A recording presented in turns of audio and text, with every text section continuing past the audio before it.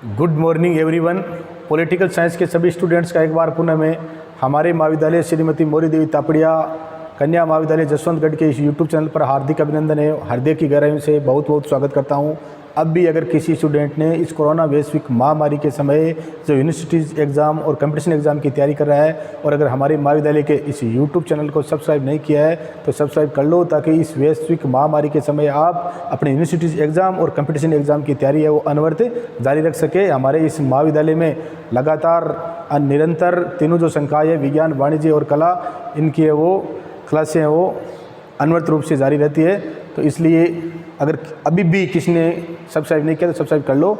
आज हमारी जो एक क्लास है वो बीए फर्स्ट ईयर की जो पोल साइंस की इंडियन जो थिंकर्स है उससे संबंधित है, इंडियन पॉलिटिकल थिंकर्स। इसका ये हमारा सेकंड पेपर है। इसमें हम महात्मा गांधी परिवेश जो हमारा वीडियो था उसमें हम महात्मा गांधी का जीवन परिचय, उसके बाद में महात्मा गांधी उसके विचारों का आध्यात्मिक पक्ष है, इसकी हम चर्चा कर चुके हैं। महात्मा ये जो उपाधि इनको किसने दी थी? रविंद्रनाथ टैगोर ने दी थी, क्योंकि कंपटीशन एग्जाम में सीधे क्वेश्चन पूछते हैं महात्मा की उपाधि महात्मा गांधी को किसने दी थी।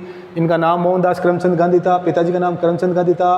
तो इस प्रकार से इनको महात्मा की उपाधि किसने दी थी? रविंद्रनाथ टैगोर ने। राष्ट्रपिता किसने कहा था? तो राष्ट्रपिता किसने कहा था? सुभाष चंद्र बोस ने कहा था।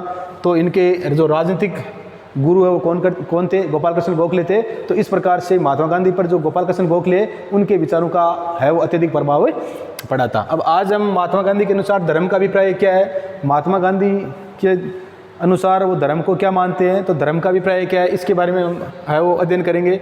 धर्म का अभिप्राय, महात्मा गांधी ने धर्म का महात्मा गांधी के अनुसार धर्म वो क्या है? अत्यधिक विस्तृत है।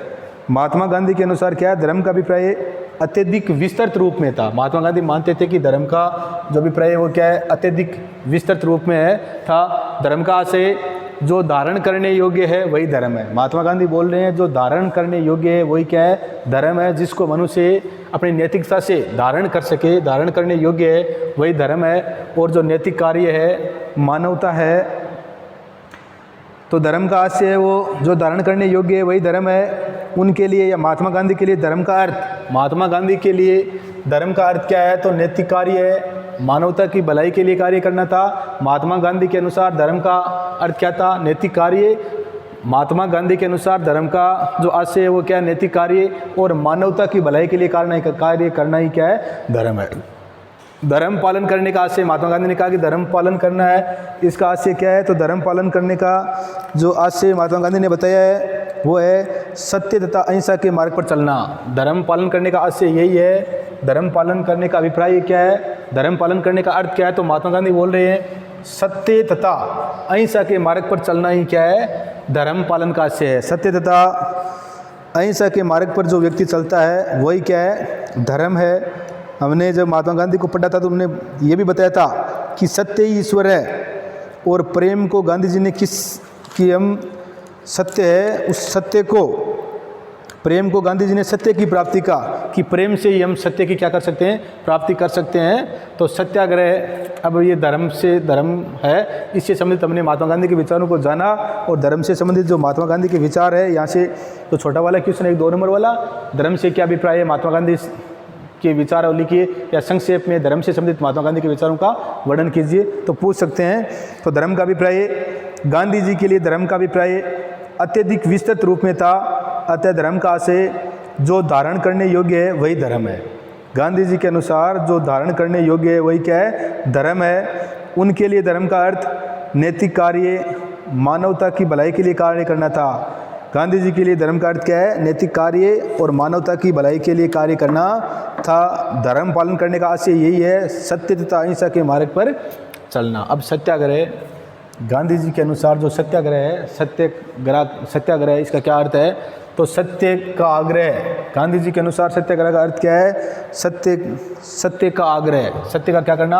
आग्रह करना। सत्याग्रह वो कमज़ोर नहीं बल्कि क्या है? शक्तिशाली व्यक्ति का स्तर है। महात्मा गांधी बोल रहे जो सत्याग्रह है ये क्या नहीं है? सत्याग्रह कमज़ोर का नहीं बल्कि जो शक्तिशाली व्यक्ति होता है उसका स्तर है। हम मान लेते हैं कि सत्य के मार्ग पर वह चलते हैं कि जो लोग क्या होते हैं, कमज़ोर होते हैं। परंतु महात्मा गांधी है वो बोल रहे कि सत्याग्रह कमज़ोर नहीं बल्कि जो शक्तिशाली व्यक्ति होता है उसका क्या होता है, अस्त्र होता है। सत्य के मार्ग पर जिस व्यक्ति के पास शक्ति है वही व्यक्ति क्या चलता है, सत्य के मार्ग पर चल सकता है। जो व्यक्ति कमज़ोर होता है वो सत्य के मार्ग पर नहीं चल सकता, ऐसा महात्मा गांधी ने कहा है।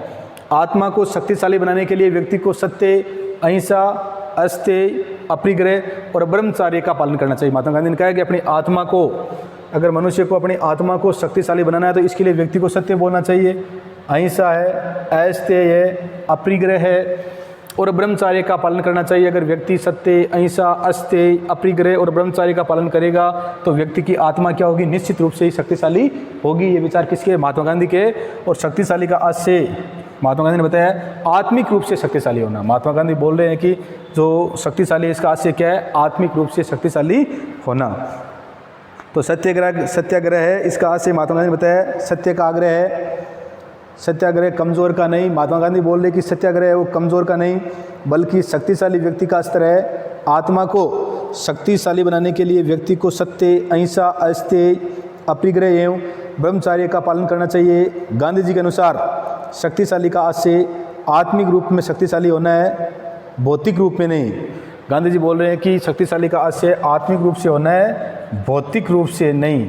हमारी आत्मा है, कहने का मतलब है महात्मा गांधी बोल ही रहे हैं कि आत्मा है, इसको शक्तिशाली बनाना है। आत्मा को शक्तिशाली बनाने के ये मार्ग है, सत्य है, अहिंसा है, अस्तेय है, अपरिग्रह और ब्रह्मचर्य है।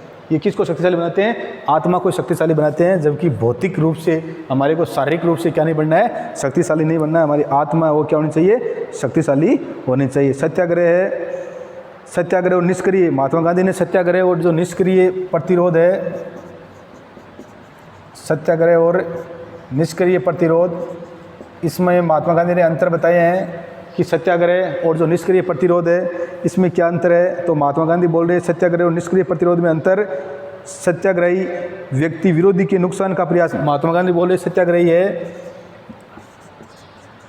सत्याग्रही व्यक्ति है, जो सत्याग्रह का पालन करने वाला व्यक्ति है वह व्यक्ति विरोधी के नुकसान का प्रयास नहीं करता है। वह व्यक्ति विरोधी के नुकसान का प्रयास नहीं करता है। सत्याग्रह और निष्क्रिय प्रतिरोध में महात्मा गांधी ने अंतर किया है। इसने कहा सत्याग्रही होता है वो कभी भी अपना जो विरोधी होता है उस विरोधी के नुकसान का प्रयास नहीं करता है, विरोधी के हृदय परिवर्तन का प्रयास करता है। सत्याग्रही है वो विरोधी के हृदय या हृदय जो परिवर्तन है उसका प्रयास करता है कि मैं मेरे सत्य के मार्ग पर चलते हुए जो मेरा विरोधी है उसका मैं क्या करवा लूँगा, हृदय वो परिवर्तन कर दूंगा। क्योंकि मैं सत्य के मार्ग पर चल रहा हूँ तो विरोधी है उसको भी लगेगा कि वास्तव में ये सही है और उसका हृदय वो क्या हो जाएगा, परिवर्तन हो जाएगा। वह हिंसा, और महात्मा गांधी बोल रहे सत्याग्रही कभी क्या नहीं करेगा, हिंसा नहीं करेगा सत्याग्रही। क्योंकि सत्याग्रही व्यक्ति वही है जिसकी आत्मा क्या होती है, शक्तिशाली होती है और वो सत्य, अहिंसा, अस्तेय, अपरिग्रह और ब्रह्मचर्य का पालन करता है, इसलिए उसकी आत्मा शक्तिशाली हो जाती है। वो आत्मिक रूप से व्यक्ति शक्तिशाली हो जाता है सत्याग्रही। और इसलिए सत्याग्रही ये कभी भी अपने विरोधी को नीचा दिखाने का प्रयास नहीं करता है। अपने विरोधी का है वो कभी भी विरोधी है उसको कोई नुकसान नहीं पहुंचाता है, जबकि वो अपने सत्य के मार्ग पर चलते हुए उसके हृदय परिवर्तन करना चाहता है और वो कभी हिंसा का सहारा नहीं लेता है, क्योंकि वो आत्मिक रूप से क्या है, मजबूत है। निष्क्रिय प्रतिरोध का से, और महात्मा गांधी ने बताया कि निष्क्रिय जो प्रतिरोध है इसका क्या से है, तो निष्क्रिय प्रतिरोध का से नकारात्मक रूप में विरोध करना है। निष्क्रिय प्रतिरोध का अर्थ होता है नकारात्मक रूप में विरोध करना। ये हमने जो पढ़ा था वो सकारात्मक रूप था, और निष्क्रिय प्रतिरोध का अर्थ क्या होता है, नकारात्मक रूप में विरोध करना है। अवसर पाने पर हिंसा का प्रयोग, नकारात्मक में अवसर पाने पर हिंसा का क्या किया जा सकता है, प्रयोग किया जा सकता है। महात्मा गांधी बोले निष्क्रिय प्रतिरोध का आशय यही है, ये नकारात्मक विरोध है और नकारात्मक विरोध में अगर अवसर आ जाए और हम सत्य के मार्ग पे नहीं चल सकते तो उस समय हम क्या कर सकते हैं, हिंसा का प्रयोग कर सकते हैं। तो इस प्रकार से हमने जो सत्याग्रह है, महात्मा गांधी की जो सत्याग्रह संबंधी विचार है, सत्य पूछ ले सत्याग्रह क्या है, काफ़ी बार यूनिवर्सिटी एग्जाम में आया हुआ भी है, 2 नंबर वाला भी आ जाए कि सत्याग्रह का आशय क्या है। तो सत्य का आग्रह है, सत्याग्रह पर संक्षिप्त टिप्पणी लिखिए। तो सत्याग्रह कमज़ोर का नहीं बल्कि शक्तिशाली व्यक्ति का अस्त्र हथियार है। आत्मा को शक्तिशाली बनाने के लिए सत्याग्रह में व्यक्ति की आत्मा को शक्तिशाली बनाया जाता है और इसके लिए व्यक्ति सत्य है, अहिंसा है, अस्तेय है, अपरिग्रह है, ब्रह्मचार्य का पालन करता है और इसकी वजह से व्यक्ति आत्मिक रूप से क्या हो जाता है, शक्तिशाली हो जाता है। उसकी आत्मिक विकास हो जाता है और शक्तिशाली का आशय यही है, आत्मिक रूप से शक्तिशाली होना, न कि भौतिक रूप से या शारीरिक रूप से शक्तिशाली होना, ये नहीं है कतई। शक्तिशाली का आशय आत्मिक रूप से शक्तिशाली होना है, भौतिक रूप में नहीं। सत्याग्रह और निष्क्रिय प्रतिरोध में अंतर महात्मा गांधी ने बताया कि सत्याग्रही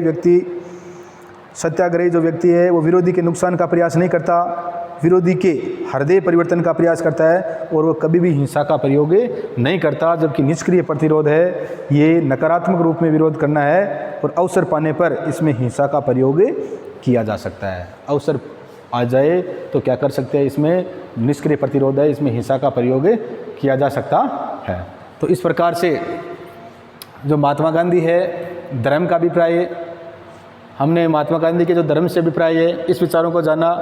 उसके बाद में जो सत्याग्रह है, महात्मा गांधी के जो सत्याग्रह के विचार है, महात्मा गांधी के सत्याग्रह के विचारों को हमने क्या किया, जाना। तो इस प्रकार से आज की हमारी जो क्लास है इसमें हमने महात्मा गांधी के जो धर्म से क्या अभिप्राय है, महात्मा गांधी के जो सत्याग्रह से संबंधित जो विचार है वो क्या विचार है, इसके बारे में हमने वो जानकारी हासिल की है। और मैं आशा करता हूं कि आपके ये समझ में आ गया होगा। कंपटीशन एग्ज़ाम की दृष्टि से भी ये क्लास हमारी महत्वपूर्ण है और साथ में किसकी दृष्टि से, साथ में ये जो यूनिवर्सिटी एग्ज़ाम है उसकी दृष्टि से भी महत्वपूर्ण है। और मैं आशा करता हूँ कि आपके समझ में आ गया होगा। घर पे रहो, मस्त रहो और इस कोरोना वैश्विक महामारी में अपनी तैयारी करते रहो। वीडियो को लाइक, शेयर और सब्सक्राइब करते रहो। जय हिंद, जय भारत।